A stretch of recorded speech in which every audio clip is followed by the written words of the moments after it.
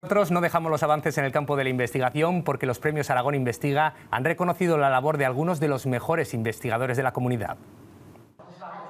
Son las caras del talento aragonés, investigadores que con tesón han logrado convertir en conocimiento horas y horas de estudio. 25 años lleva la Fundación CIRCE trabajando en la eficiencia energética, uno menos que CEULAB, dedicada a la biotecnología. A transferir esa parte de investigación cruzando el Valle de la Muerte, que no es sencillo, y terminar con ese know-how en las empresas. Somos una pequeña empresa y hay que decir que este tipo de premios realmente pues son un empujón a subirnos nuestra autoestima. La historia antigua es la especialidad a la que se dedica la premiada más joven, que ha recordado los problemas a los que se enfrentan. La precariedad de nuestros contratos, de la poca estabilidad que tenemos.